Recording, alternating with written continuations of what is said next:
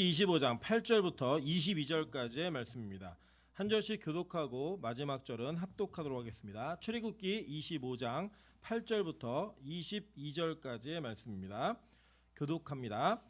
내가 그들 중에 거할 성소를 그들이 나를 위하여 짓되 물은 내가 내게 보이는 모양대로 장막을 짓고 기구들도 그 모양을 따라 지을지니라. 그들은 조각목으로 궤를 짜되 길이는 2규빗 반, 너비는 1규빗 반, 높이는 1규빗 반이 되게 하고 너는 순금으로 그것을 싸되 그 안팎을 싸고 위쪽 가장자리로 돌아가며 금태를 두르고 금고리 넷을 부어 만들고 그 네 발에 달되 이쪽에 2고리 저쪽에 2고리를 달며 조각몽으로 채를 만들어 금으로 싸고 그 채를 궤 양쪽 고리에 꿰어서 궤를 매게 하며 채를 궤의 고리에 꿰인 대로 두고 빼내지 말지며 내가 내게 줄 증거판을 궤 속에 둘지며 순금으로 속죄소를 만들되 길이는 2규빗 반, 너비는 1규빗 반이 되게 하고 금으로 그룹 둘을 속죄소 두 끝에 쳐서 만들되 한 그룹은 이 끝에 또 한 그룹은 저 끝에 곧 속죄소 두 끝에 속죄소와 한 덩이로 연결할지며 그룹들은 그 날개를 높이 펴서 그 날개로 속죄소를 덮으며 그 얼굴을 서로 대하여 속죄소를 향하게 하고 속죄소를 궤 위에 얹고 내가 내게 줄 증거판을 궤 속에 넣으라. 합독합니다. 거기서 내가 너와 만나고 속죄소 위 곧 증거궤 위에 있는 두 그룹 사이에서 내가 이스라엘 자손을 위하여 내게 명령할 모든 일을 내게 이르리라. 아멘. 네, 우리 주변에 있는 분들에게 이렇게 한번 인사드리도록 하겠습니다. 당신 옆에 앉은 게 감사의 제목입니다. 네, 앞뒤로도 인사하겠습니다. 제 근처에 앉으셔서 감사합니다. 네, 오늘은 추수감사주일입니다. 이 추수감사주일을 맞아서 우리가 사소한 일 하나부터 큰 일까지 다 하나님의 은혜 안에 있음을 고백하고 감사로 한 주를 보내는 저 여러분 되시기를 주님의 이름으로 축원합니다.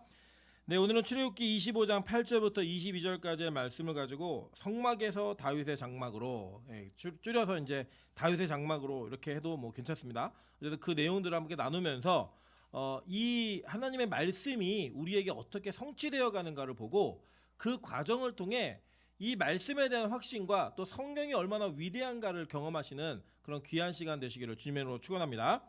우리 이 땅에 살면서 이 설교를 한다는 것은 굉장히 어려운 작업입니다. 그런데 이 설교의 전체 내용을 좀 구분을 하고 분류를 하자면 크게 두 가지로 분류할 수 있습니다. 성경 자체를 배우고 설명하는 내용과 이것을 적용하는 내용인데 우리 대부분은 이제 설교의 영역을 적용의 부분에 좀 중점을 두고 말씀을 듣고 준비하는 내용들이 참 많이 있습니다. 그럼에도 불구하고 제가 우리 빛가서공교회에서 설교를 하면서 가장 많은 중점을 두는 것은 성경에 있는 사실과 내용을 설명하고 이해하는 것에 더 많은 부분을 할애하고 있습니다. 왜냐하면 이 성경 말씀은 우리에게 예수 그리스도를 정확하게 알려주고 있는 내용이고 그 내용을 통하여 예수를 진짜로 믿게 만드는 내용이기 때문입니다. 때때로 우리가 적용하는 부분들을 더 강조하다 보면 우리의 삶에 필요한 부분들이나 우리가 삶 속에 바로바로 적용할 수 있는 부분들을 갖는 것에 있어서 분명히 힘은 있겠지만 그것은 성경이 말하고 있는 진짜 사실에 대한 내용과 때로는 괴리가 있을 수도 있고 때로는 우리의 현실에 맞추어서 이야기하다 보면 진짜 본질에 대한 이야기를 망각하거나 간과할 때가 너무나 많기 때문에 저는 우리 교회가 충분한 시간을 또 충분한 기간 동안에 이 성경 말씀은 배우는 일에 전무하고 그 말씀을 통하여 여러분이 가지고 있는 삶 속에 일하시는 하나님을 만나고 경험하는 일들이 스스로 체험되기를 굉장히 많이 기도하고 소망하고 있습니다. 그러한 차원에서 이 성막이라고 하는 내용들을 배우는 것은 우리가 성경에 있는 내용의 사실들을 확인하면서 이것이 우리에게 어떻게 이루어지고 성취되는가를 통하여 하나님의 말씀이 진짜이고 이 진짜의 말씀이 무구한 역사를 거쳐서 우리에게 어떻게 성취되었는가를 살펴봄으로써 지금 우리가 섬기고 예배하고 있는 이것이 구약에 근거하여 성경 속에서 어떤 역사와 의미를 지니고 있는가를 발견하는 것은 굉장히 중요하다고 생각합니다. 저는 오늘 여러분과 함께 성막을 공부하는 과정 속에 성막이 역사적으로 어떻게 변화되고 하나님의 약속이 구체화되는 것이 형상으로 드러나게 되는지 또 그것이 우리에게 이 시대 속에 어떻게 해석되어지고 적용될 수 있는지를 살펴보면서 저와 여러분의 예배를 성막에 맞는 예배로 막 바꾸어가고 맞춰가는 은혜가 있으시기를 주님의 이름으로 축원합니다. 자, 먼저 보시면 이런 겁니다. 제가 지난 시간까지 이루었던 모든 내용들은 이 성막이 그 시대에만 존재했던 게 아니라 성막이라고 하는 이 어떻게 보면 천막이죠. 이 천막 텐트가 천국의 모형을 그대로 담아내고 있고 에덴 동산의 모형을 그대로 담아내고 있으며 우리가 출애굽하는 것과 또 가나안 땅에 들어가는 모든 것이 이 성막의 구도와 동일하게 구성되어 있다는 것을 지난 시간에 배웠습니다. 기억은 안 나시겠지만 그래도 괜찮습니다. 계속 배우다 보면 이게 이해되는 날이 분명히 있을 거라고 믿습니다. 그런데 이 성막이 영원무구하게 계속되는 게 아니라는 거예요. 이 성막은 분명하게 하나님의 뜻을 나타내기 위한 도구로서 사용받았습니다. 한번 볼까요? 우리 성경을 보시면 성경 히브리서 8장 5절입니다. 그들이 섬기는 것은 하늘에 있는 것의 모형과 그림자라. 모세가 장막을 지으려 할 때에 지시하심을 얻은과 같으니 이르시되 삼가 모든 것을 산에서 내게 보이던 본을 따라 지으라 하셨느니라 라고 얘기했습니다. 그러니까 이게 하나의 모형인 거예요. 그럼 모형이라는 것은 실체가 있다는 거죠. 그러니까 그 실체는 뭐였어요? 천국이었다는 거예요. 그러니까 모세는 천국을 봤어요, 안 봤어요? 본 거예요, 여러분. 천국을 보고 그 천국의 모형을 본따 가지고 성막을 지은 겁니다. 성막 자체가 모형이었기 때문에. 그리고 그 모형을 그냥 기억해서 지은 게 아니라 하나님께서 모형 하나하나, 기구 하나하나를 다 보이셨어요. 보이셔갖고 지었기 때문에 이 모든 것이 하나님의 뜻과 계획 속에서 이루어진 일이고 그 이루어진 일들이 디자인되어졌을 때 거기에는 하나님께서 직접 담으신 의미가 있을까요? 없을까요? 있겠죠. 무조건 있어야만 합니다. 여러분 사람이 제가 지난 시간에도 말씀드렸잖아요. 사람이 인테리어를 하든 그림을 그리든 무엇을 만들든 간에 거기에 의미를 부여합니다. 의미가 부여되지 않은 작품은 가치가 없어요. 뭔가 의미가 부여되어 있어야지만 그 안에 담겨져 있는 내용들이 가치 있게 빛나더라는 겁니다. 여러분 그래서 드라마를 하나 보셔도요. 그 드라마나 영화를 보실 때 무언가를 의미하고 담고 있는 것들을 통해 우리는 더 깊은 감탄과 감격을 누립니다. 예를 들면 여러분 뭐 우리나라의 자랑하는 감독이죠. 우리 봉준호 감독이 얘기하는 설국열차 아시죠? 설국열차 보시면 기차를 타고 사람이 움직이잖아요. 주인공이 움직일 때 어느 방향에서 어느 쪽으로 가죠? 좌에서 우로 가는 거 아시죠? 예. 좌에서 우로 가면서 이 좌와 우가 어떻게 나누어져 있는지를 그 기차 안에서 다 설명하는 거예요. 그게 이건 중요한 게 아닐까 하는데 보시면 그렇게 느끼실 수 있는 게 있어요. 그러니까 뭔가를 의미하고 있는 거예요. 사회가 있는 사회 정치든 사회 경제 구조든 뭐든 간에 그 인간 삶에 있는 나타나는 일들을 이렇게 담아 놓았을 때 그 영화를 보면 사람들이 와, 이 영화 진짜 가치 있구나, 이 영화 대단하구나 이렇게 감탄하는 것처럼 하나님이 직접 디자인하신 이 성막에 하나님의 뜻과 계획이 있을까요, 없을까요? 무조건 있어야죠. 예, 그걸 발견하면 이 성막이 재미없는 이야기가 아니라는 거예요.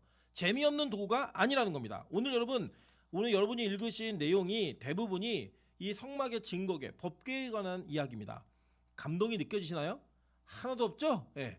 뭔지 모르고 뭘 꾀를 만들고 뭐 꾀고 이런 게 뭐가 의미가 있겠어요. 그런데 이것이 의미가 없다면 이거 굳이 성경에 쓸 필요가 없는 거예요. 근데 성경은 많은 부분을 할애해서 심지어는 출애굽기에는 이 많은 분량을 2번이나 동일하게 기록하고 있음은 성경 속에 그 지면이 너무나 귀했고 글자도 띄어쓰기조차 안 하던 그 시대에 이것을 기록한 것은 의미가 있다라는 거예요.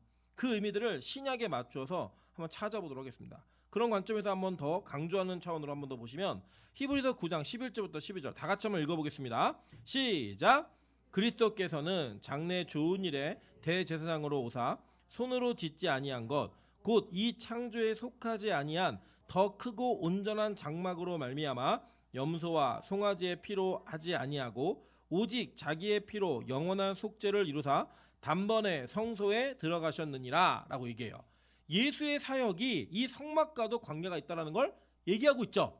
즉 이 성막에 있는 내용들의 어떠한 변화들이나 모든 과정과 성취가 다 복음 안에서 이루어지고 있다는 걸 설명해주고 있는 거예요. 그러니까 이 성막을 잘 이해하면 복음을 더 잘 이해할 수 있는 길이 반드시 열린다는 겁니다. 여러분 그런 은혜가 있기를 기대하시면서 조금만 집중해서 들으시면 이 내용이 여러분에게 큰 의미가 있다고 생각합니다. 먼저 제가 이 나눠드린 간지에 도표를 하나 넣어놨습니다. 한번 보여주실까요? 다음 그림이요. 그림. 다음 거요. 이게 이제 그 전에 한번 볼게요. 예, 요거는 성막의 단면도예요. 단면도. 제가 우리 다음 시간부터는 성막의 모형을 우리 들어오는 입구에다 좀 놓도록 하겠습니다. 그러면 여기 보시면서 이렇게 생겼구나 이렇게 보시면 좋을 것 같아요. 여기 보시면 단면도를 보시면 이 오른쪽에서 왼쪽으로 들어가는 거예요. 그러니까 오른쪽이 동쪽이고 왼쪽이 서쪽입니다. 기억나시죠? 그래서 통과하면 문을 입구로 딱 들어오면은 제일 먼저 만나는 게 뭐였어요? 번제단을 만나요. 그죠? 그리고 그 지나서 쭉 가면 뭘 만났죠? 물두멍을 만나고 거길 지나서 들어가면 내성소, 성소에 들어갑니다. 예, 성소에 들어가면 오른편에 뭐가 있었어요? 떡상. 왼편에는요? 예, 등잔이 있었고 그리고 정면에 뭐가 있었어요? 분향단, 금으로 만든 분향단이 있었습니다. 그리고 그 분향단 뒤에는 휘장이 있었죠. 이 휘장에는 뭐가 수놓아져 있었죠? 예, 그룹 천사들이 수놓아져 있었고 이 휘장을 열고 들어가면 그 안에 뭐가 있었어요? 법궤가 있었다는 거. 이것만 기억하시면 돼요. 예, 잊어버리지 않으시면 이제 이거 나중에 공부할 때 더 도움이 될 거라고 믿습니다. 오늘은 이제 법궤 자체를 공부하는 건 아니에요. 다윗의 장막을 설명하려면 법궤를 아셔야 되기 때문에 제가 요거를 이야기하면서 여러분들 설명하는 겁니다. 자, 그다음 도표 하나 보여주실까요? 보시면 이 성막의 모티브, 즉 원래 모형이 되는 게 뭐라고 했죠? 아까 제가 천국이라 그랬죠? 그죠? 그래서 새하늘과 새 땅입니다. 천국은 이 새하늘과 새 땅이 성막의 모형에 담겨져 있었어요. 그리고 우리 지난 시간에 또 지지난 시간에 배운 내용이 뭐냐면 에덴 동산이 성막의 그 모형 속에 에덴 동산의 사건들이 다 기록되어 있다는 거 살펴보셨죠? 그죠? 그 내용이 그대로 기록되어 있다는 거예요. 그럼 오늘은 저희가 무엇을 보게 되냐면 이 성막이 오랜 시간이 지나 정확히는 850년이 지나서 성전으로 바뀌어지게 됩니다. 그런데 이 성전과 성막 사이에 다윗의 장막이라고 하는 과도기적인 성막의 형태가 존재하게 돼요. 이 사건이 굉장히 중요합니다. 왜냐하면 신학적으로 이 다윗의 장막은 하나님께서 모든 시대 속에 이루어졌던 모든 모형들을 다 논외로 하시되 요 다윗의 장막만은 다시 재건하겠다라고 말씀하셨다는 거예요. 그래서 이 다윗의 장막은 신약에서도 신약 시대에도 유효한 장막입니다. 그럼 이 장막의 유효함이 어떤 유효함인가는 정확하게 우리가 본문을 이해하고 이것을 껴맞춰 보면 알 수 있다는 거예요. 예를 들면 여러분 지금 우리 교회에 다윗의 장막이 있어요, 없어요? 없어요. 모형으로는 없어요. 모형으로는 없지만 다윗의 장막이 있어요. 그럼 도대체 어떻게 있는가? 이것을 오늘 본문을 통해서 또 그 과정되는 내용을 통해서 한번 살펴보도록 하겠습니다. 자, 먼저 다윗의 장막은 간단히 말씀드리면 그림으로 그릴 수 있는 정확한 그림은 없습니다. 왜 없냐? 아무도 알지 못해요.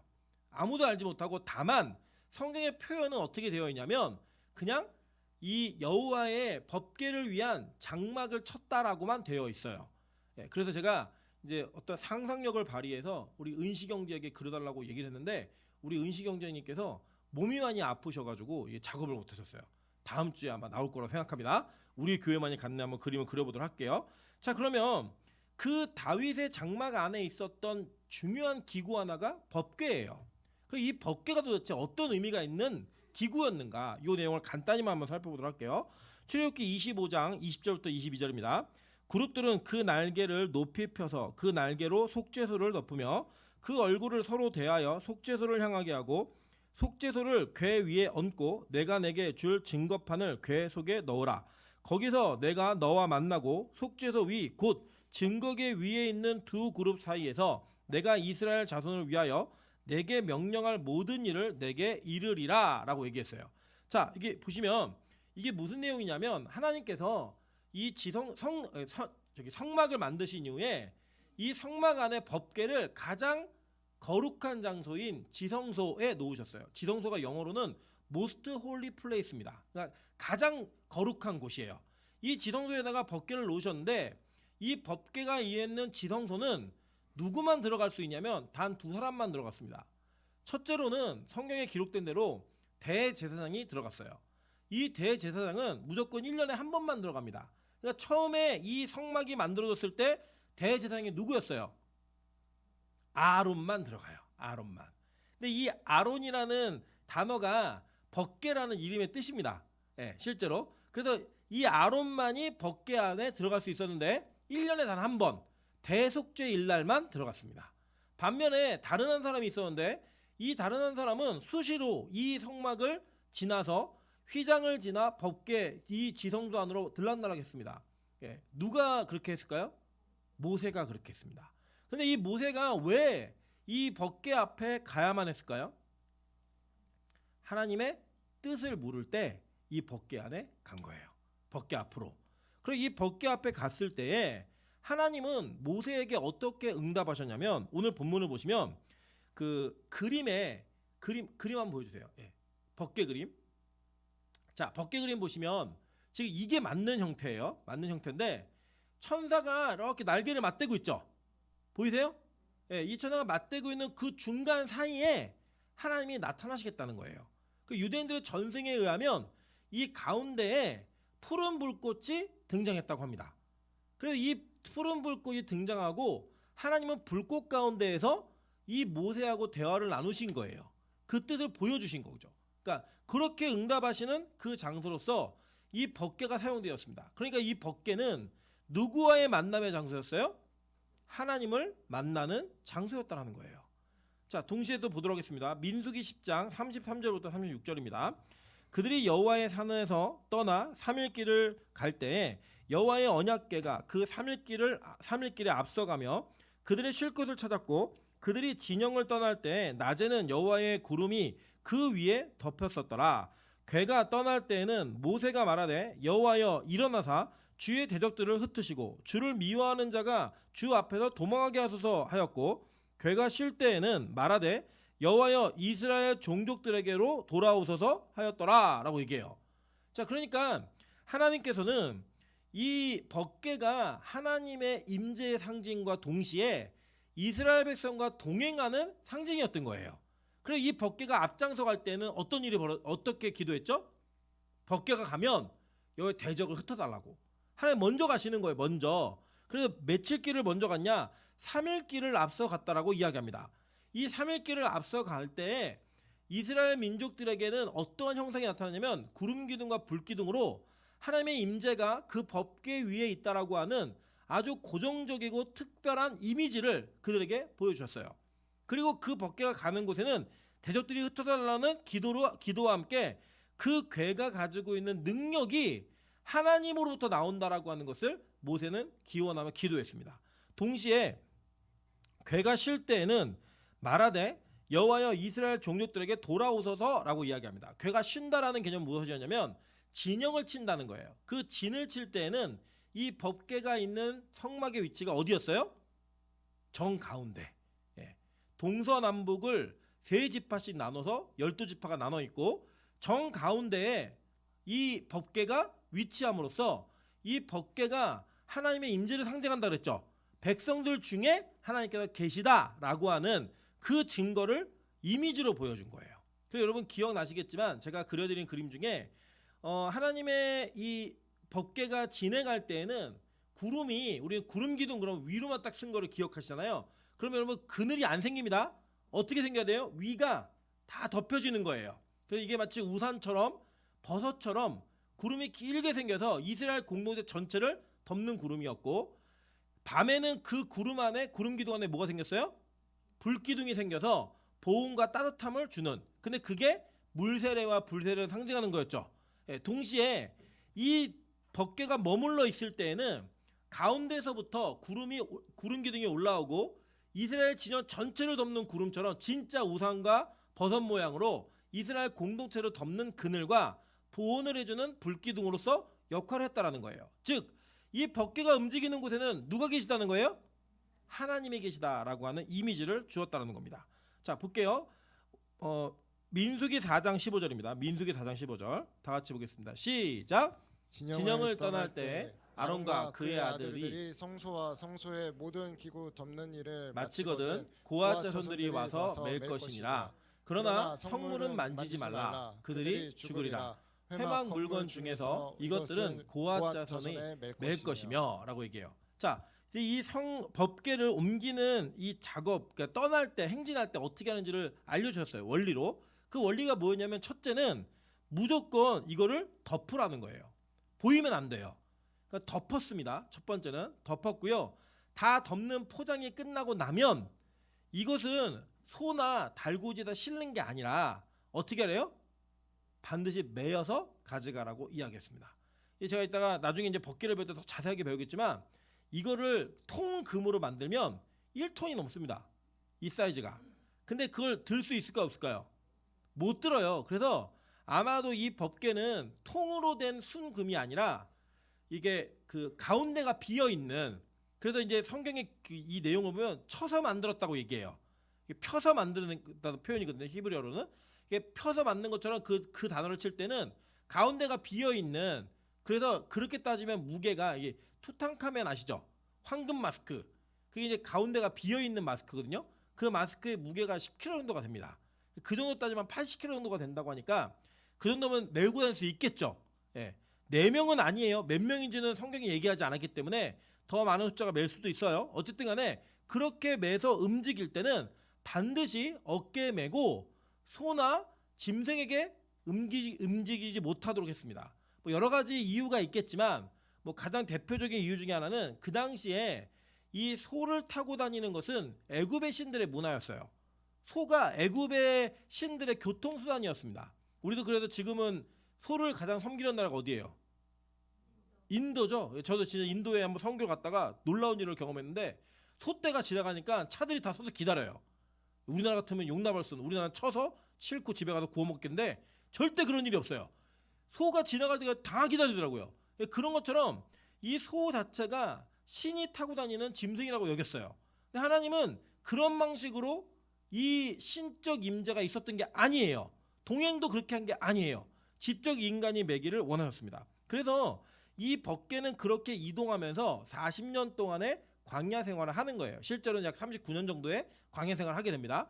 그렇게 하던 이 법궤가 이제는 약속의 땅으로 들어가게 되면 하나님께서는 이 약속의 땅에 내가 지정하는 곳에 이 법궤와 성막을 두라고 얘기하셨습니다. 한번 볼게요. 여호수아 4장 19절입니다. 첫째 달 10일에 백성이 요단에서 올라와 여리고 동쪽 경계 길갈에 진침해라고 얘기했어요. 그러니까 여러분 이게 아시죠? 네. 요단강을 건너가지고 가나안 땅에 처음 들어간 거예요. 입성한 거예요. 입성해서 진을 쳤다라고 얘기하면 진 칠 때 성막은 어디 있어야 돼요? 아까 설명드렸잖아요. 진 칠 때 성막 어디 있어야 돼요? 정 가운데. 네. 그 정 가운데에 있으니까 여호수아 4장을 보면 첫 번째 들어가자마자 길갈이라고 하는 곳에 성막이 위치했던 거예요. 왜냐? 여호수아 전쟁은 진을 옮겨 다녔어요? 아니면 길갈에 고정적으로 베이스 캠프를 삼았어요? 길갈에 고정적으로 베이스 캠프가 있었죠. 그러니까 이 성막의 위치가 길갈에 있었던 거예요. 그냥 고정으로. 자, 그런데 이제 시간이 지나서 이 정복전이 끝나고 난 뒤에 하나님께서 어떻게 역사하셨는지는 성경에 기록하지 않지만 분명한 것은 여호수아에 의해서 이 성막의 위치가 어디였는지를 정확히 설명해 줍니다. 한번 볼게요. 여호수아 18장 1절입니다. 다 같이 읽겠습니다. 시작. 이스라엘 자손의 온 회중이 실로에 모여서 거기서 회막을 세웠으며 그 땅은 그들 앞에서 돌아와 정복되었더라라고 얘기합니다. 자, 지도 한번 보여주실게요. 지도.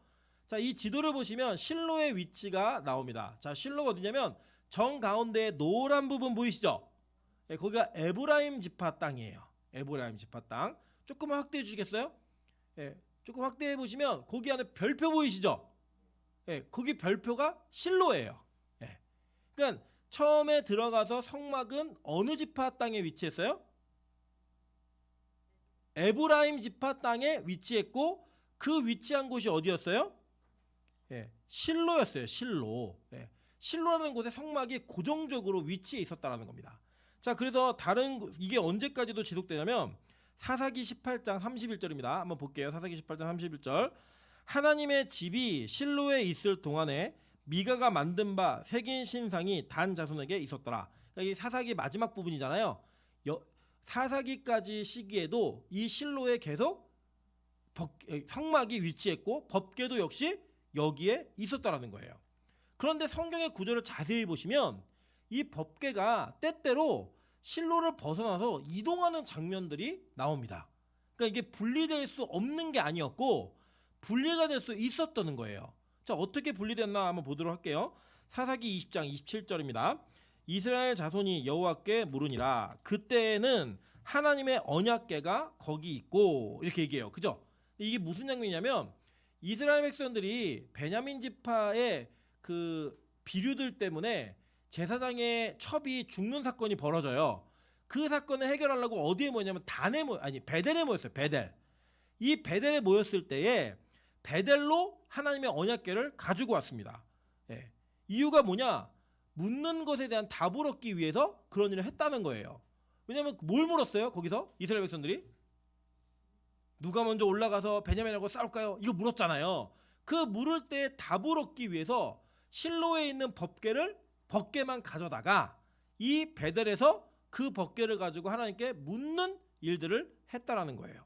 실제로 이런 일을 계속적으로 진행하다가 법궤가 블레셋 백성에게 빼앗기는 사건이 벌어집니다. 그때도 한번 내용을 보도록 할게요. 사무엘상 4장 3절입니다. 다 같이 읽어볼게요. 자, 시작. 백성이 진영으로 돌아오매 이스라엘 장로들이 이르되 여호와께서 어찌하여 우리에게 오늘 블레셋 사람들 앞에 패하게 하셨는고 여호와의 언약궤를 실로에서 우리에게로 가져다가 우리 중에 있게 하여 그것으로 우리를 우리의 원수들의 손에서 구원하게 하자 아니라고 얘기해요.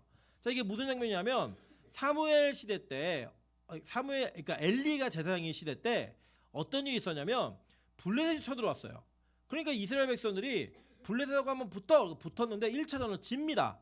그러니까 지니까 아유 우리 졌어. 이제 그냥 붙으면 또 지겠네. 그러니까 실로에 있는 법궤를 가져다가 이 전쟁을 하나님께서 이기시게 하자라는 거예요. 왜냐? 그들은 아까 우리가 읽었던 민수기 10장에 있는 모세의 기도 문구를 기억한 거예요. 하나님 법궤가 나타나면 대적들을 흩어주세요. 그러니까 법궤만 있으면 이긴다는 그 잘못된 사상을 가지고 그들이 이 법궤를 함부로 다루었습니다.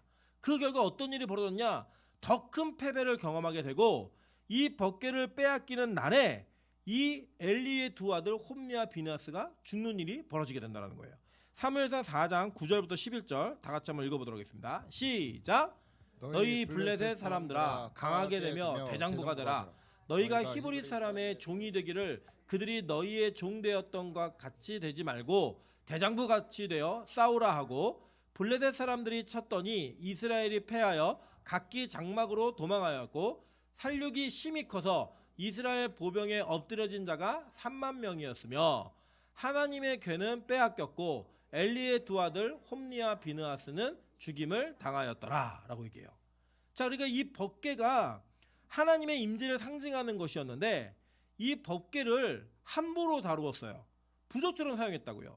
여러분 우리가 그럴 수 있거든요. 우리가 내가 원하는 것들을 이루기 위해서 하나님의 이름으로 기도를 할 때 그 기도가 응답될 거라는 확신과 믿음을 갖지만 여러분이 구하는 것이 하나님 뜻에 맞지 않으면 아무리 구해도 이루어지지 않습니다.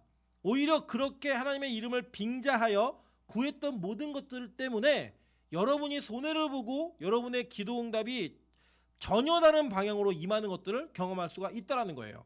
그래서 여러분 부적처럼 하나님의 이름 쓰는 거 아닙니다.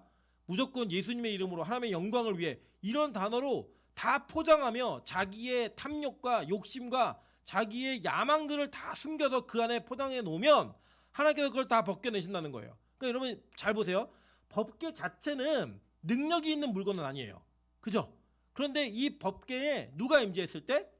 하나님이 임재했을 때 그것이 의미가 있었던 거예요. 그러니까 구약의 거룩한 물건들도 하나님의 능력이 그 물건 자체에 임해 있던 게 아닙니다. 하나님의 임재가 있어야지만 그 일이 이루어지는 거예요. 그래서 이 법궤를 갖고 전쟁에 나가는데 져버렸어요. 자, 그런데 여기 아주 중요한 사건이 하나 등장을 해요. 한번 볼게요. 지도 한번 보겠습니다. 자, 지도 보시면 간지에 나온 지도를 보시면 저 그림 속에 원래 법궤 위치가 어디였냐? 가운데 위쪽에 있는 실로 있어요. 실로. 네, 보이시나요? 네, 노란 화살표. 네, 보이시죠? 네, 노란 화살표. 그리고 그 밑에 베델 보이시죠? 아까 우리 읽었던 사사기 그 내용이 베델이에요. 자, 위로 다시 올라가 볼게요. 그 길가도 보이시죠? 옆에 길갈에 있었고 실로에 있다가 베델에도 잠깐 있었어요. 벗개가. 그리고 이 벗개가 실로에 있었는데 실로에서 걔도 내려와서 전쟁터로 데려갔습니다. 아니요, 왼쪽으로. 아벡이라고 하는 전쟁터로 데려왔는데 이 전쟁터에서 빼앗긴 벗개가 블레셋 땅을 돌아다녀요. 돌아다니는데 어떻게 돌아다니냐면 가는 곳곳마다 블레셋 처음에는 블레셋에 있는 다곤이라고 하는 신이 벗개 앞에 엎드려 있는 걸 발견하게 되고 다시 세워놨더니 나중에 막 부러져가지고 다 부러진 채로 엎드려 있는 걸 보고 이 사람들이 이 벗개를 야 이거 안 되겠다 옮겨버려 그래갖고 블레셋 가는 지역마다 문제가 발생합니다. 역병이 나고 막 일이 벌어져요. 그러니까 이제는 이 블레셋 사람들이 벗개를 받지 않는 이 수용하지 않는 일에 처하게 된다는 거예요. 우리도 보통 보면은 어디 혐오 시설을 세운다, 예를 들어 쓰레기 매립장 이거 한다 그러면 주민들이 데모해요 안 해요? 하잖아요. 안 돼 오지 마 해가지고 딴 데로 보내고 딴 데로 보내고 막 보내가지고 겨우 저 변두리로 가게 되잖아요. 이런 일들처럼 이 벗개가 블레셋 사람들에게는 하나님의 임재가 나타나면 이방인들에게는 무슨 일이 벌어져요? 심판과 재앙이 나타났다는 거예요. 그래서 이거를 자꾸 이제 방치하고 우리 쪽으로 오지마 이렇게 얘기한 거예요. 그래서 결국에는 이게 어디로 돌아오냐면 그래서 지도 보여주세요. 자, 쭉 따라가 보세요. 점선 쭉 따라가서 요바를 지나갔고 아스돗으로 갔다가 아스돗에서 가드로 갔다가 에그론으로 갔다가 이 에그론에서 베세메스로 돌아옵니다. 근데 이 베세메스가 어느 땅이냐면 지파들이 사는 땅에 하나님께서 레위 사람들을 흩으셨죠. 근데 그 베세메스는 레위 지파가 사는 지역이에요. 근데 이 레위 지파 베세메스 사람들이 뭘 하냐면 벗개가 왔는데 벗개는 아무나 만질 수 있는 게 아니었어요. 아무나 볼 수 있는 것도 아니었고요. 왜요? 고핫 자손만 포장을 하고 매는 걸 했다고요. 그러니까 일반 제사장들은 이거를 만지거나 볼 수 있는 기회가 있어요, 없어요? 없어요. 그러니까 너무 신기하니까 뚜껑을 열어봤어요. 예. 그래서 어떤 일이 벌어져요? 이 베세메스에 사람들이 죽임을 당하는 일들이 벌어지게 됩니다. 그래갖고 이것 때문에 너무 슬퍼갖고 이 벗개를 어디로 보냈냐? 기랏 여아림으로 보냅니다. 자, 사무엘상 7장 1절부터 2절입니다. 다 같이 읽어볼게요. 자, 시작. 기란 여아린 사람들이 와서 여호와의 궤를 옮겨 산에 사는 아비나답의 집에 들여놓고 그의 아들 엘리야사를 거룩하게 구별하여 여호와의 궤를 지키게 하였더니 궤가 기란 여아림에 들어간 날부터 20년 동안 오래 있은지라 라고 얘기해요. 이 곳에 머물러서 오래 있었던 거예요. 근데 이 오래 있던 이 벗개가 여기에 머물러 있는 동안 어떤 변화가 일어나는지 한번 여러분 생각해 보시겠어요? 자, 원래 실로는 어느 지파 땅이었어요? 에브라임 지파 땅이었죠. 근데 이 에브라임 지파 땅에 있던 벗개가 블레셋을 거쳐가지고 다시 돌아왔는데 돌아온 땅이 어디래요? 네, 지금까지는 기랏 여아림에 돌아왔어요. 근데 이 기랏 여아림이 어느 땅이냐면 어느 지파 땅일까요? 유다 지파 땅이에요. 네, 유다 지파 땅이에요. 유다 지파 땅에 돌아오면서 무슨 일이 벌어지는 거냐면 잘 보세요. 그 당시에 유다 지파의 땅에 있는 기란 여아림이 벗개가 있을 때 이스라엘 전체 왕이 누구였어요? 예? 네, 그러니까 20년이라는 시간이 지나면서 여기에 이 왕이 누가 되냐면 다윗이 사울이 왕이었다가 다윗이 왕이 됩니다. 그러니까 지금 다윗이 왕인 시대에 기란 여아림에 계속 벗개가 있는 거예요. 계속 있는데 여러분 다윗은 예수 그리스도를 상징하는 모형이었죠. 다윗이. 그래서 다윗은 이 모형으로서의 가장 구약에서 완성된 역할을 하는 모델입니다. 근데 이 모델이 어떤 것을 상징하는 것이 필요하냐면 그리스도의 삼중직이라는 걸 여러분 혹시 들어보신 적 있으신가요? 예수님의 직분이 세 가지가 있어요. 뭐예요? 제사장, 선지자, 왕. 이 세 가지 직분이 예수께 있으므로 메시아적 직분이 완성이 되는 거예요.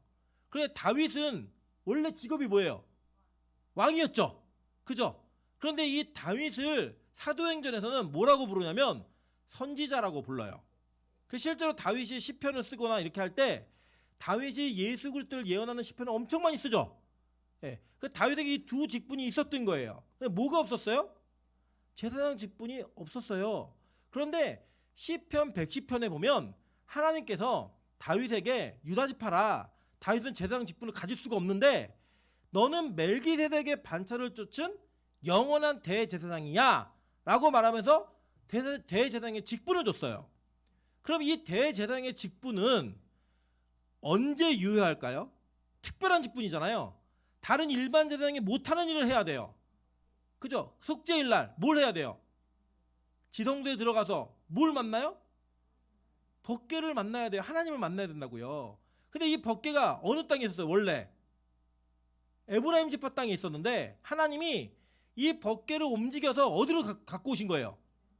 유다 지파 땅으로 옮겨버리신 거예요. 그러니까 다윗은 자신이 대제사장으로서의 부르심을 받은 걸 알고 있었어요. 그리고 그 부르심을 알았기 때문에 다윗이 스스로 에봇을 입고 이 법궤를 옮기기 위한 준비를 하는 거예요. 이게 왜 중요한 사실이냐면 다윗의 전에 이스라엘 전체를 통치하던 왕조가 사울 왕조였고 사울 왕이 왜 망했어요? 에? 예배를 집례할 권한이 없는데 예배를 집례하는 일을 사울이 하다가 망했다고요. 믿으세요? 목사가 말하면. 예. 진짜 그런 일이 있었어요. 성경에. 원래 왕은 제사를 집례하면 안 돼요. 근데 그 제사 집례하다가 버림받고 망했다고요. 그 망하는 걸 다윗이 눈으로 봤는데 그 눈으로 본 다윗이 그 일을 또 해요? 안 해야 되잖아요. 그런데 다윗이 에봇을 입고, 에봇은 누구만 입는 거예요? 제사장만 입는 옷이에요. 에봇을 입고 법궤를 가지고 오더라는 거예요. 원래는 이 법궤는 어디로 가야 돼요? 원래 짝이 맞으려면 어디에 가야 돼요? 실로에 있는 성막으로 가는 게 맞죠. 그런데 이 성막으로 가야 될 법궤를 기란 여아림에서 다윗이 들고 올라오는 거예요. 어디로요? 예루살렘으로. 근데 올라올 때 문제가 발생해요. 자, 어떤 문제가 발생했냐면 원래는 메고 와야 되는 이 법궤를 소 달구지에다 싣고 오다가 소가 놀래갖고 넘어지고 덮개 떨어질 것 같으니까 웃사가 그걸 만져요. 웃사가 그냥 죽어버려요. 그걸 보고 다윗이 너무 실망해가지고 하나님이 안 기뻐하시나 보다.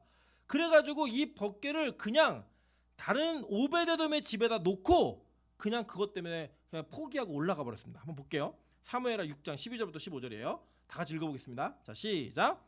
어떤 사람이 다윗 왕에게 아뢰어 이르되 여호와께서 하나님의 궤로 말미암아 오베데돔의 집과 그의 모든 소유에 복을 주셨다 한지라.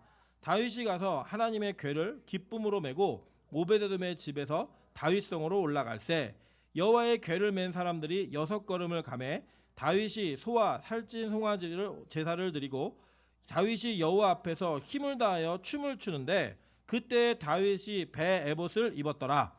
다윗과 온 이스라엘 족속이 즐거이 환호하며 나팔을 불고 여호와의 궤를 메어오니라 라고 얘기해요.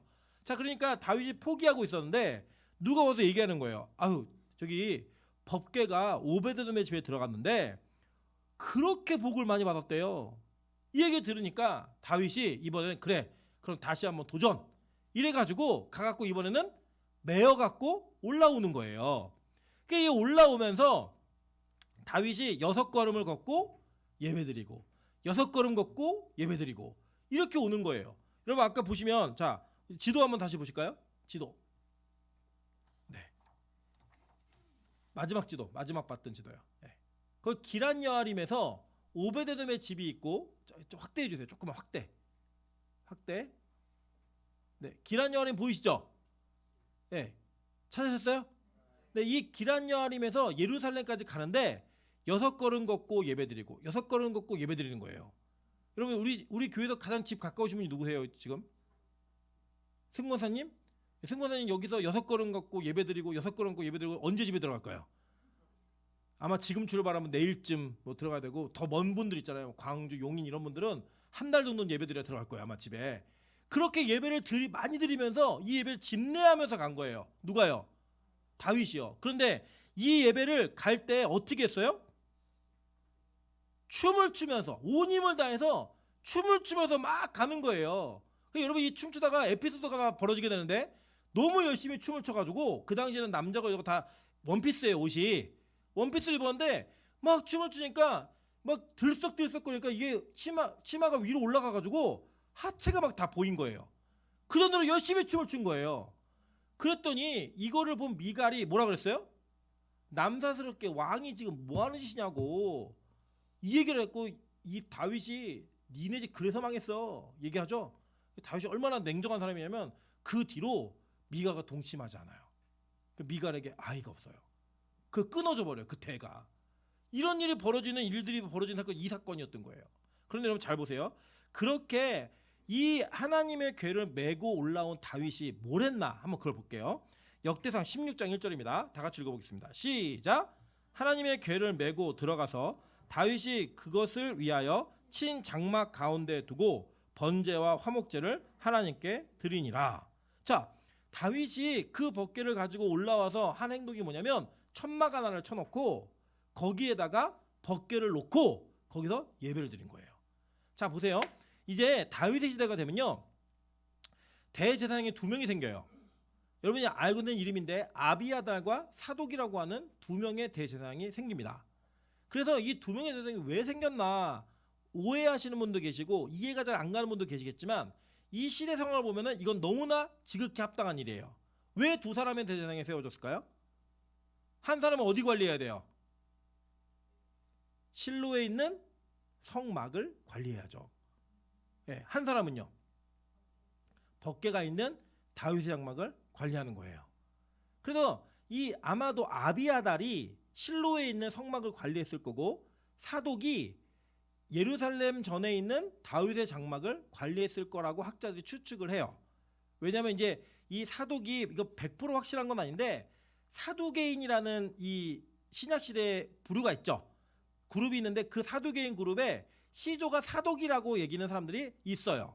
뭐 그 말이 맞지 안 맞는지 모르지만 어쨌든 간에 아비아달은 권력의 중심에서 좀 밀려나는 것 같아요. 그래서 나중에 이 아도니아가 반역을 일으킬 때 그래서 아도니아의 결에 합류하는 거예요. 그러니까 두 사람의 대제사장이 있었는데 한 사람은 성막을 관리하고 한 사람은 다윗의 장막을 관리한 거예요. 그런데 이 다윗의 장막은 어떤 장막이었냐면 성막보다 훨씬 간단해요. 그냥 번제와 화목제를 드린 거 보니까 이 다윗의 장막은 장막에다가 법궤를 놓은 건 확실하고 거기에 아마도 번제단이 있었던 것 같아요. 그거 외에는 어떤 것도 구체적으로 얘기하지 않아요. 그냥 간단해요. 간단하게. 그런데 이 장막을, 이 전체의 성막에 관련된 역사를 쭉 보시면 이 다윗의 장막이 제일 초라해요. 보세요. 성막 뭘로 만들었어요? 막 금으로 만들고 막, 그죠? 도금하고 막 세워놓고, 이게 뭔가 뽀대가 나잖아요. 성전은 얼마나 더 멋진 줄 아세요?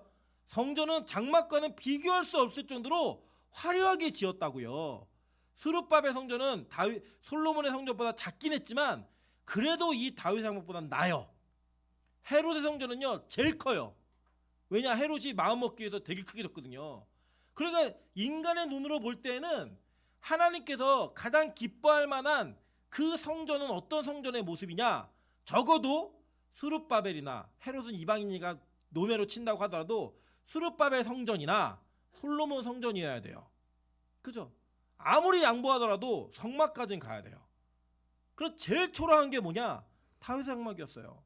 그런데 성경은 다른 것들은 얘기하지 않는데 이 다윗의 장막만은 계속 얘기를 하더라는 거예요. 자, 뭐라고 얘기하나 한번 볼게요. 이사야 16장 5절입니다. 다윗의 장막에 인자함으로 왕위가 굳게 설 것이요 그 위에 앉을 자는 충실함으로 판결하며 정의를 구하며 공의를 신속히 행하리라 라고 얘기해요. 자, 그리고 심지어는 하나님께서는 이 실로의 장막을 떠나신다라고 얘기했어요. 시편 78편 60절입니다. 사람 가운데 세우신 장막 곧 실로의 성막을 떠나시고, 그죠? 실로의 성막을 떠나는데 다윗의 장막에 앉은 왕위가 더 굳게 설 거라는 거예요. 아모스 9장 11절 다 같이 읽어보겠습니다. 아모스 9장 11절 시작. 그날에 내가 다윗의 무너진 장막을 일으키고 그것들의 틈을 막으며 그 허물어진 것을 일으켜서 옛적과 같이 세우고. 이미 다 무너졌는데 이 다윗의 장막만은 다시 세우시겠다는 거예요. 없어졌는데. 자, 사도행전 15장 15절부터 18절 다 같이 읽어보겠습니다. 자, 시작. 선지자들의 말씀에 이와 일치하도다. 기록된 바 이후에 내가 돌아와서 다윗의 무너진 장막을 다시 지으며 또 그 허물어진 것을 다시 지어 일으키리니 이는 그 남은 사람들과 내 이름으로 일컬음을 받는 모든 이방인들로 주를 찾게 하려 함이라 하였으니. 계속 읽으세요. 시작. 이스라엘 주의 말씀이라 함과 같으니라. 자, 그러니까 성전, 성막 여기에는 이방인이 들어갈 수 있었어요, 없었어요? 못 들어갔다고요. 그런데 이 다윗의 장막은 다시 일으키는데 일으키는 이유와 목적이 뭐냐면 누가 들어가게 하기 위해서? 이방인들이 들어가게 하기 위해서. 이방인들이 그것을 보고 주를 찾게 하기 위해서 이것을 다시 세우시겠다는 거예요. 여러분, 그게 바로 저와 여러분에게 유효해져서 우리가 지금 예배드릴 수 있는 자가 된 거예요. 그러니까 이 다윗 장막은 다시 세우겠다는 게 모형을 다시 세우겠다는 게 아니라 그 안에 담겨진 의미를 다시 세우시겠다는 거예요. 그래서 이제 이게 의미가 뭔가 이거예요. 자, 사무엘하 6장 14절부터 15절을 보시면 다윗이 여호와 앞에서 힘을 다하여 춤을 추는데 이렇게 얘기해요. 그죠? 그러니까 이 다윗의 장막에서의 예배는 어떤 예배였어요? 의식과 절차가 아니라 하나님의 임재와 그 하나님을 만나는 그것을 기뻐하고 춤을 추며 하나님께 기쁨의 예배를 드리는 그 예배였다는 거예요. 그죠? 그리고 이 장막이 어떤 의미가 있냐면 우리 시편 84편 10절부터 먼저 볼게요. 자, 주의 궁정에서의 한 날이 다른 곳에서의 첫날보다 나은즉 악인의 장막에 사는 것보다 내 하나님의 성전 문지기로 있는 것이 좋사오니 라고 고백을 하면서 이게 다윗의 시예요. 다윗은 매번 자기가 하나님의 전에 올라가는 길에 계속 들르는 거예요. 매일 대속죄 이런 거 필요 없어요. 그냥 매일 자기가 집무실에 나가는 그 다윗의 성에 올라가는 그때 항상 지나치는 곳이 어디예요? 다윗의 장막이에요. 그것을 기뻐 춤을 추며 예배했던 거예요. 그리고 그 예배하는 그 장면이 신약시대로 옮겨오면서 누가 이 예배를 처음 드려요? 성전에서 기뻐 뛰며 춤을 춘 자가 있었어요. 뭐예요? 미문 앞에서 구걸하던 거지. 이 거지가 두 발에 힘을 얻고 뭘 했습니까? 성전에 들어가서 춤을 추며 찬양하며 기뻐했다고요. 하나님이 그 예배를, 그 영광의 예배를 받으시길 원해서 가장 외형적으로는 초라하지만 가장 하나님 앞에 위대했던 그 하나님의 장막인 다윗의 장막을 다시 세우시겠다고 말씀하신 거예요. 여러분, 바로 그게 우리가 지금 다시 세워진 다윗의 장막에서 예배하는 자들의 원래 모습인 겁니다. 여러분, 제가 가끔 저희 아이들을 이제 저희가 맞벌이 하다 보니까 맡을 사람이 없어서 교회에 데려오기 위해 중간에 어린이집에 가서 아이를 중간에 빼가지고 오는 일들이 종종 있습니다. 그런데 그때마다 제가 너무나 감격적인 장면이 뭐냐면 저희 찬수는 아빠랑 별로 안 친해요. 엄마가 1순위예요. 무조건. 엄마가 없어야 아빠예요. 그래서 아빠가 왔다 그래도 제일 먼저 묻는 게 엄마는 이거예요. 예. 옛날에 제가 누워있고 지네 엄마 없으니까 집에 아무도 없네 이렇게 얘기했던 거가 동일한 일이에요. 아빠가 데리러 왔는데 보자마자 하는 말이 엄마는 이거예요. 그런데 저희 딸내미는 달라요. 딸내미는요, 어린이집에 유리창이 2개가 있어요. 유리 그 현관문이 있고 그 안에 4문이 있어요. 유리문이. 그 유리문 밖에서 아빠를 보면 보자마자 막 이러고 춤을 춰요. 아빠다 이러면서 춤을 춰요. 여러분, 사람이 내 새끼인데, 내 자식인데 나를 보면서 그 춤을 추고 있는 아이를 볼 때요, 얼마나 기쁜지 아세요? 얼마나 감격이 있는 줄 아세요? 야, 딸 낳기 잘했구나. 딸 못 낳으신 분들 회개하시기 바랍니다. 야, 딸이 얼마나 이쁜지 너무 행복한 거예요. 여러분, 그게 하나님이 우리를 보시는 장면인 거예요. 예배를 오는데 무슨 일주일에 도장 찍고 가야 되는 것처럼 똥 씹은 얼굴로 예배를 드리고, 예배 와가지고 움직이지도 않고 가만히 앉아있다 가고 졸다 가고 아무런 감격이 없이 가면 무슨 기쁨이 있겠어요. 와가지고 하나님 돈은? 하나님 내 명예는요? 하나님 내 권력은요? 내 기도 제목은요? 나 결혼은요? 이게 아니라 하나님 나 너무 기뻐요. 그러면서 막 춤을 추며 그 예배를 들어오는 그 다윗의 장막의 예배가 하나님이 보고 싶은 예배라는 거예요. 하나님이 이 성막을 통해 완성하고자 하는 그 예배가 바로 이 예배인 거예요. 여러분 다른 거 없습니다. 우리 새하늘과 새 땅에 들어가면 거기에서 무슨 기도 제목이 있겠어요? 다 완성돼서 이루어졌는데 그냥 그분을 만나는 것을 기뻐하는 거예요. 그분을 만나는 것을 즐거워하는 곳이에요. 그것을 옮겨다는 모형이 바로 이 교회입니다. 그것의 미리 예행 연습이 바로 오늘 드리는 예배예요. 그러니까 우리가 이 성막을 공부하고 다윗의 장막을 연구하다 보면 우리의 예배가 얼마나 엉터리 예배인지, 우리의 예배가 얼마나 실패하고 있는 예배인지, 우리의 예배가 하나님이 받지 않는 예배인지를 우린 다시 한번 점검할 수 있다는 거예요. 여러분 아까 이 여호와의 궤가 오베데돔의 집에 머물러 있었다고 얘기했죠. 이 오베데돔이 지금 뭘 했는지 아십니까? 역대상 15장 24절 한번 보도록 하겠습니다. 우리 다 같이 읽어볼게요. 자 시작.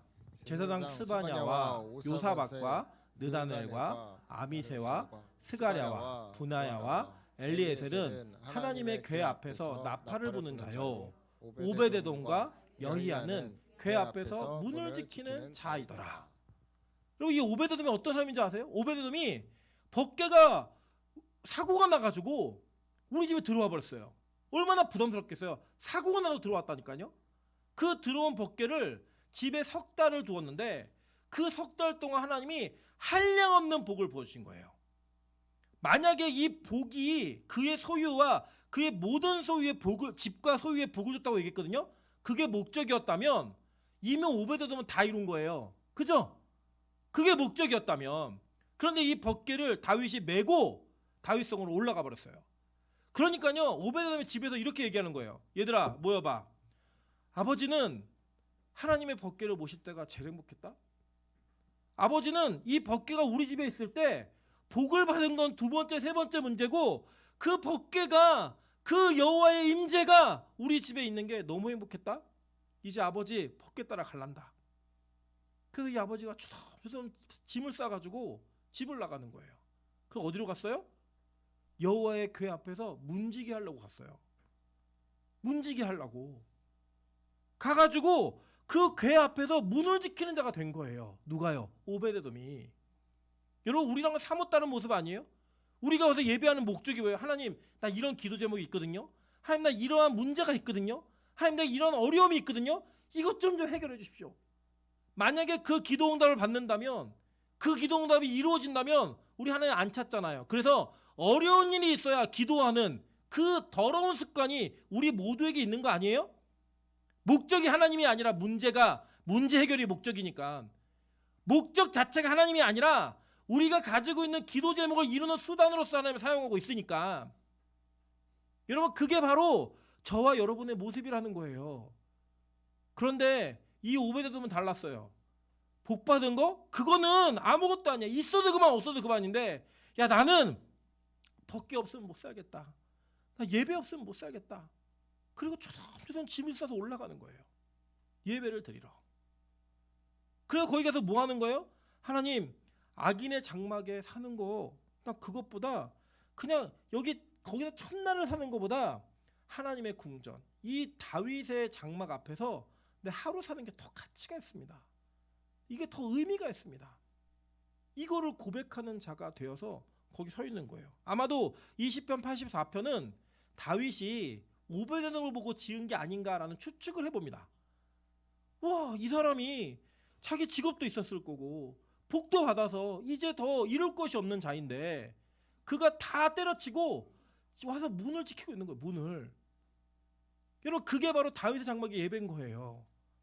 성막은 그 예배를 향하는 방향성을 미리 알려주고 있는 거예요. 그래서 성전에서 이 예배가 드려질 수 있도록 안진뱅이가 뛰는 자가 되어서 춤을 추며 예배하는 겁니다. 여러분 가끔 여기 앉아 계신 분들 중에 아직 경험 못하신 분도 계시겠지만 하늘문에 가서 예배 드리시는 분들 계시죠.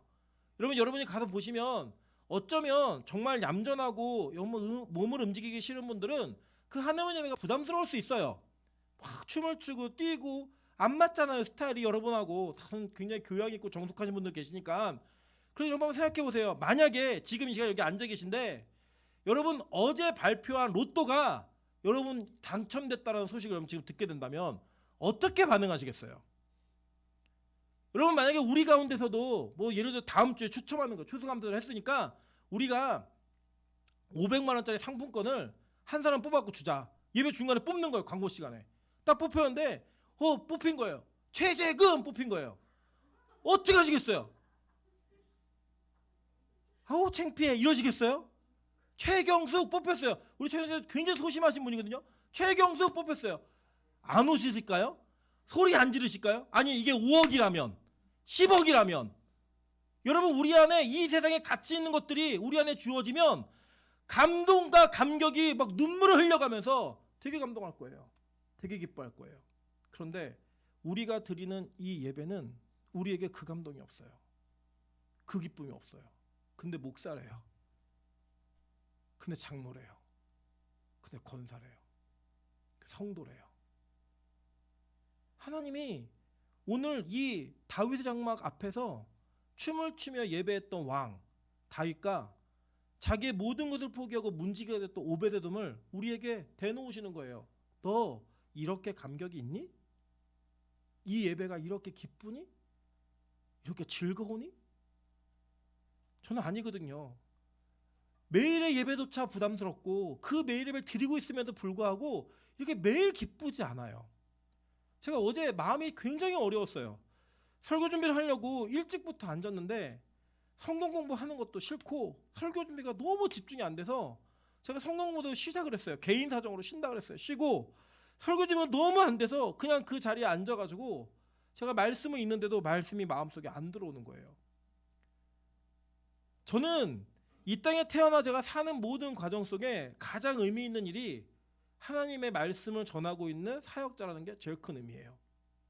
제가 누누이 말씀드렸지만 저는 이게 안 되면 하나님이 저를 죽이실 거예요. 저는 제가 죽을 거예요. 그런데 너무 집중이 안 되는 거예요. 그런데 그 집중이 안 되는 과정 속에 하나님 오늘 말씀에서 제가 먼저 깨지고 은혜 받을 수 있게 좀 도와달라고 본문에 있는데 이 다윗의 장막을 통한 예배가 제 안에 쑥 들어오는 거예요.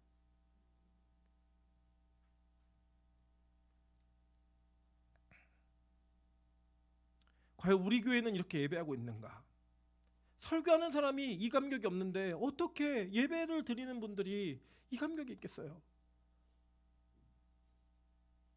제가 마음에 이렇게 얘기했어요. 그래, 내가 정말 몸부림침 해보자. 그리고 안 되면 목회를 그만두든 목사를 그만두든 내가 이 감격이 없으면 절대 이 예배를 집례하는 목사가 되지 말자. 제가 결단과 각오를 했습니다. 아니 이게 내가 환경 때문이라면 다시 개척을 하더라도 혼자서 예배를 드려도 이 감격 있는 예배를 드리자. 이게 제가 가지고 있는 기도였어요. 그때부터 말씀이 보이기 시작하는 거예요. 은혜가 임하기 시작하는 거예요. 오늘 다시금 묻습니다. 여러분 습관적인 예배가 여러분 이렇게 직분자로서 드리고 있는 예배가 여러분의 감격이 없다면 매주마다 드리는 예배가 이 감격이 없다면 여러분 실패자예요. 우리는 성막의 그 죄사함의 은혜를 누리지도 못할 뿐더러 그 성막의 입구조차 들어갈 수 없는 그 입구를 함부로 여닫는 정말 바리새인과 서기관보다 못한 아니 어쩌면 홈리와 비네하스처럼 하나님의 징계와 심판 속에 죽어나갈 수밖에 없는 다른 불을 쓰다가 죽었던 아론의 아들들처럼 이 감격의 예배를 조롱했던 미갈처럼 저주와 심판을 받을 수밖에 없는 그런 대상으로 이곳에 앉아 있는지도 모릅니다. 서 있는 저도 마찬가지로. 오늘 본문은 우리에게 다시 한번 도전합니다. 이 성막을 배우며 성막을 연구하며 여러분 이 은혜를 회복 못하신다면 여러분은 하나님 나라에 합당한 자가 아니라고 전 단호하게 얘기할 수 있습니다. 왜냐? 하나님의 그 다윗의 장막은 다시 세우신 장막이기 때문이에요.